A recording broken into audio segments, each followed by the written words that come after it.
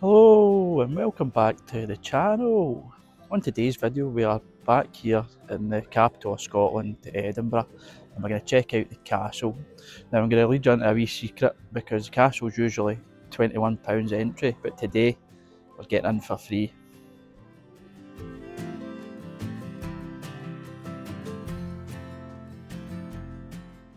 Right guys, I'm starting this video just going through this wee hack on how to get free entry into some of Scotland's most historical sites. So the first Sunday of every month between October and March, if you're a Scottish resident, you can go onto the Historic Scotland website, and I'll include the link in the bio for this video. But if you access the website, you're able to get free entry into some of Scotland's most historic sites.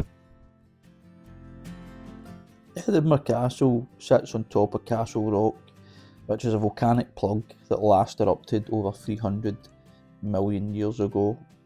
The rock was a natural stronghold, nearly impossible to attack from three sides, a perfect setting for Scotland's most iconic landmark.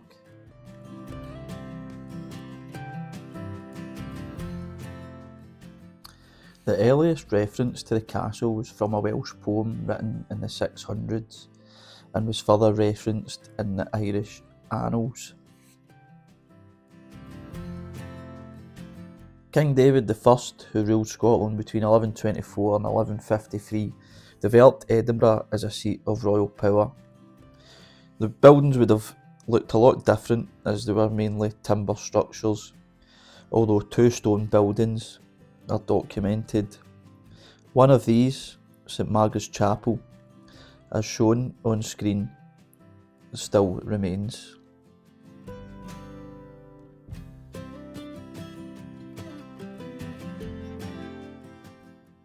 Edinburgh Castle took a great deal of interest during the Scottish Wars of Independence, and it actually came under control of the English following a 3-day bombardment. As the English control over Scotland weakened following the death of King Edward I in 1307, Edinburgh Castle was recaptured. The following centuries would lead to a lot more improvements and redesign of the castle, and one of the most famous Scottish figures, Mary Queen of Scots, gave birth to her son here in 1566.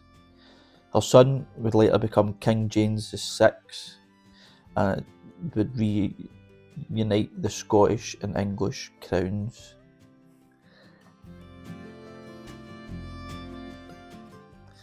By the 18th century, Edinburgh Castle was no longer a royal residence, but it was still the most powerful military stronghold, and during the Jacobite Rising of 1745, it was a prize that everyone wanted, but almost no one could take.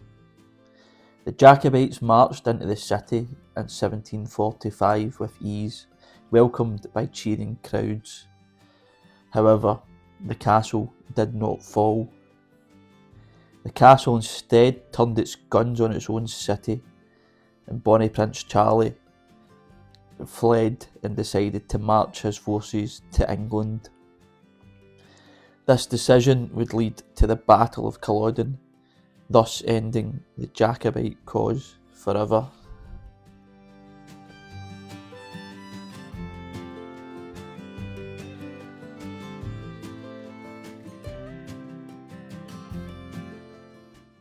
Within the grounds of Edinburgh Castle is this impressive building, the Scottish National War Memorial, commemorating Scottish service personnel and civilians who died in the two world wars and subsequent conflicts. Commissioned in 1919 and formally opened in 1927, this impressive building stands tall in the centre of the castle grounds. No photography or videos are allowed inside, so you'll have to take it from me that this was impressive, and it gave me time to reflect and think of the tragedies of war and conflict.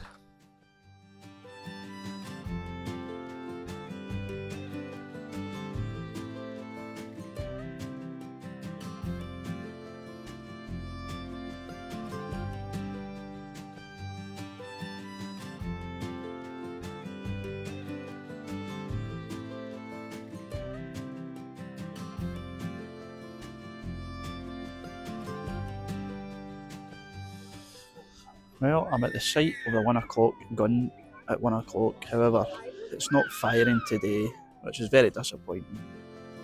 Now, you may be familiar with the sound of a gun blast when exploring the city. At 1 o'clock every afternoon, except for Sundays, a gun goes off here from the castle, a city tradition since 1861. The most famous of these guns is Mons Meg, which was one of the largest guns in the 15th century.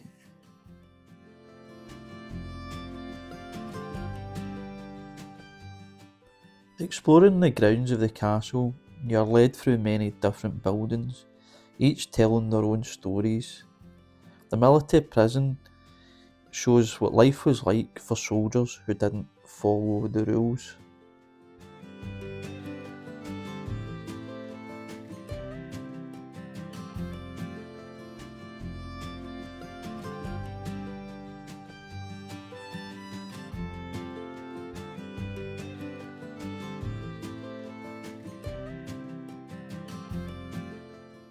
The Prisons of War exhibit here tells the stories of pirates and prisoners who were held in these dark, cramped vaults. Prisoners of war came from many countries, including Americans that were fighting the wars of independence. Many tried to escape, and in 1811, 49 managed this feat, escaping through a hole that is still visible today. Caribbean pirates were also held here, including 21 members of Black Bart's crew.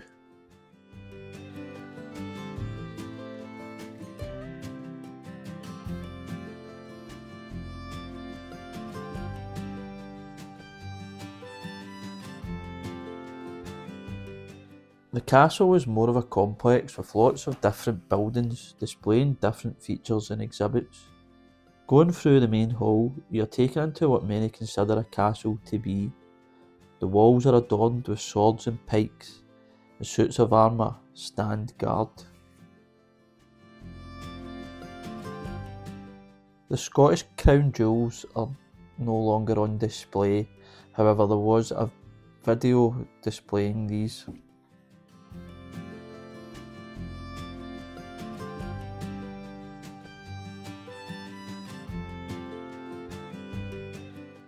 Moving on through the royal palaces gives you an insight into what royal life would have been like. These opulent walls and stunning ceilings just shows you how the other half live.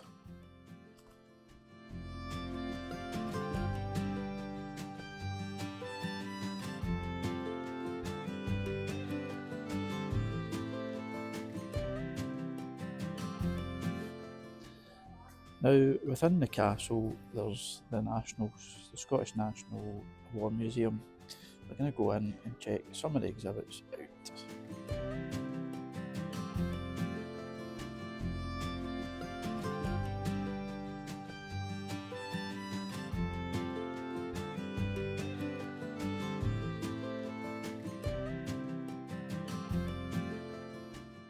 As part of your entry to the castle, you are included a visit to the National War Museum, which I should bloody well think so, considering you've got to pay £21 entry.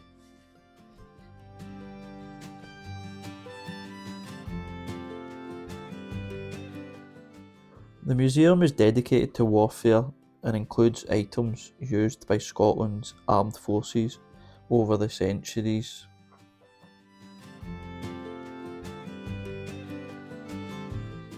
The changes in uniform and equipment show how warfare has changed over the centuries.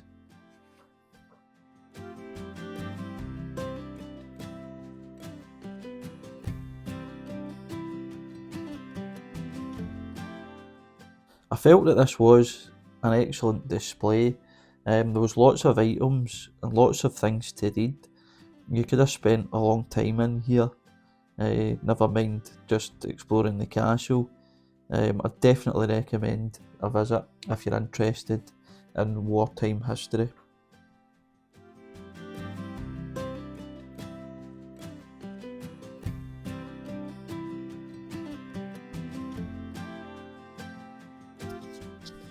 The jocks are certainly coming.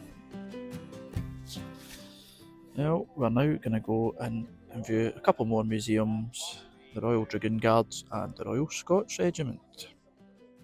Moving up from the National War Museum, there are also two museums dedicated to military regiments of Scotland. This tells the history and the stories of these regiments, the battles that they fought, and all the insignia and medals that came with it.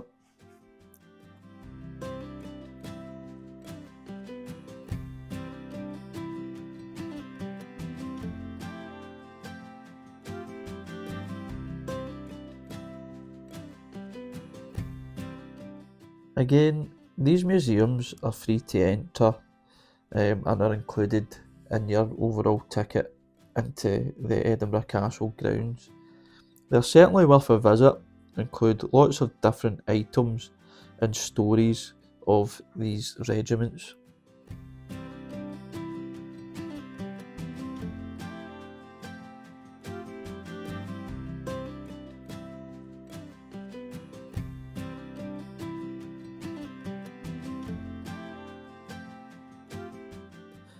The museums are quite different. The first one on the Royal Dragoon Guards was more lots of different items, whereas this one with the Royal Scots was a lot more kind of stories and kind of writings. I enjoyed both of these, and I learned a lot about both regiments. I particularly liked the collection of medals, telling the stories of all the different wars that have happened over the years. It's still a poignant reminder of how wars affect the world that we live in.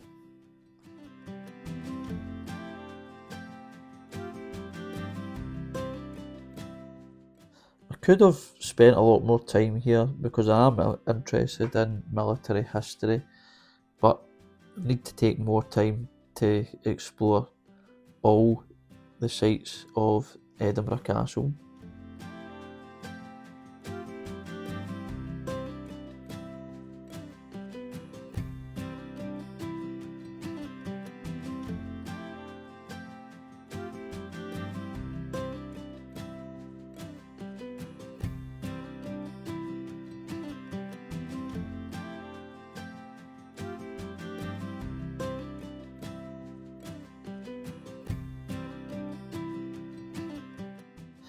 Edinburgh Castle doesn't just offer exhibits and buildings, it offers these stunning views across to Edinburgh.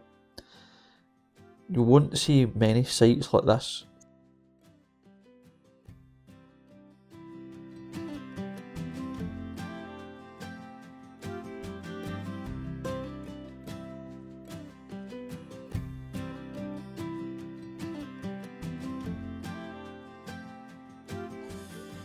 Well, that brings a close to a video here at Edinburgh Castle, and what can I say? What a day that was today. I'm getting for free, which was really good. Saw a lot of different kind of museums and things. Edinburgh Castle is impressive, but would I pay the £21? I don't think so. So that's why it was good, but it was kind of free and stuff. But I like to see some great views across Edinburgh. Some nice kind of museums and stuff as well. Right, keep smiling everyone. I'll see yous on the next one.